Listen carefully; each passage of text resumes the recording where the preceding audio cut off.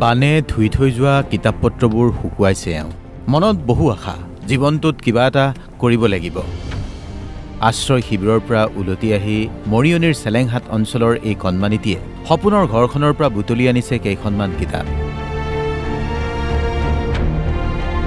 আৰু তাৰ পিছত এয়া কালভাৰ্টৰ ওপৰত বহি কিতাপকেইখন ভালকৈ চাইছে আটাইকেইখন আছেনে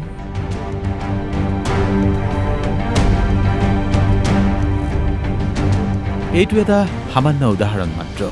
মৰিয়নিৰ চেলেংহাট অঞ্চলেই হওক বা উজনি অসমৰ শিৱসাগৰ যোৰহাট চৰাইদেউ জিলাৰ বহু প্ৰান্তত এতিয়া একোটি কণমানিৰ এনেকুৱাই অৱস্থা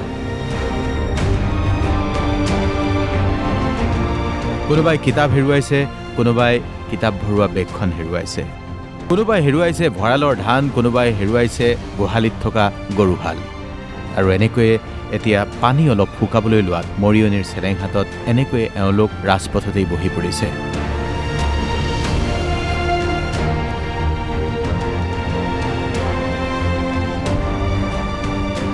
তাৰ মাজতেই চলিছে উদ্ধাৰ আৰু সাহায্য অভিযান NDRF, SDRFে অ'ত-ত'ত সিঁচৰিত হৈ থকা মানুহবোৰক এতিয়াও উদ্ধাৰ কাৰ্য চলাবলগীয়া হৈছে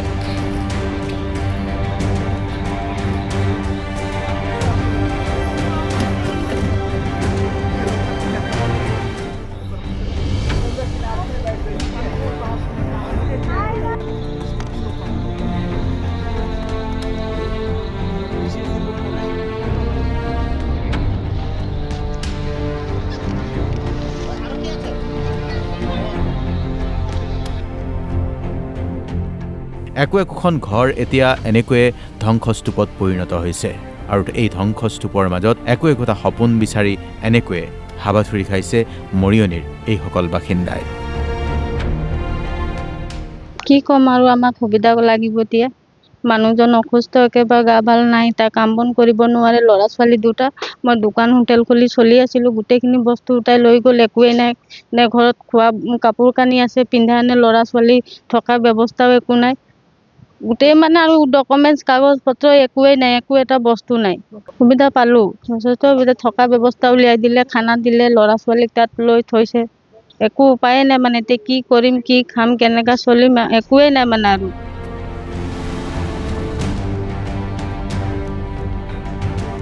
এতিয়া খোৱামুঠিৰো অভাৱ কোনোবাই এনেকৈয়ে বাটৰ কাষত বহি এখন প্লাষ্টিকৰ চকীত কেইটামান চিৰা অথবা কেইটামান মুড়ি খাইছে কোনোৱে আকৌ বানে ভাঙি থৈ যোৱা ঘৰখন চায়ে হাহুতাহ হুমুনিয়াই আহিছে এতিয়া এইসকল লোকৰ সংস্থাপনৰ ব্যৱস্থা কি হ'ব কেনেকৈ আকৌ সজাই তুলিব সেই আটোমটোকাৰী ঘৰটো বহুতেই এতিয়া এনেকৈয়ে দৃশ্যবোৰ দেখি ভাগি পৰিছে আশ্ৰয় শিবিৰৰ পৰা উলটি অহাৰ পিছত নিজৰ ঘৰখনৰ অৱস্থা দেখি মনত কেনেকুৱা অনুভৱ হৈছে সেয়া হয়তো আপুনি মই উপলব্ধি কৰিব নোৱাৰিম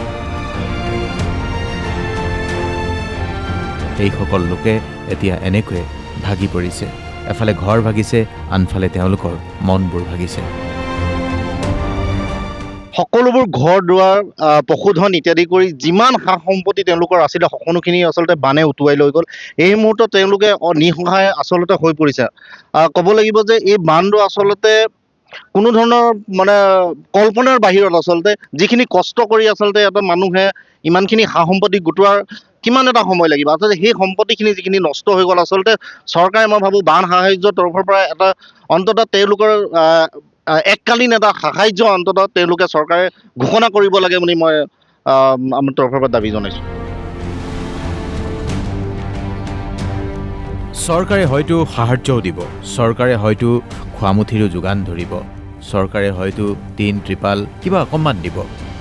কিন্তু যিয়ে এনেকৈ বানত স্থায়ী ঘৰ একোটা হেৰুৱাইছে তেওঁলোকৰ ঘৰখন আকৌ কেনেকৈ ঘৰ হৈ পৰিব সেই চিন্তা সেই হতাশাই এতিয়া পিষ্ট কৰিছে এইসকল বানাক্ৰান্ত মৰিয়নিৰ পৰা সপোন্তি ৰহমান শইকীয়া DY 365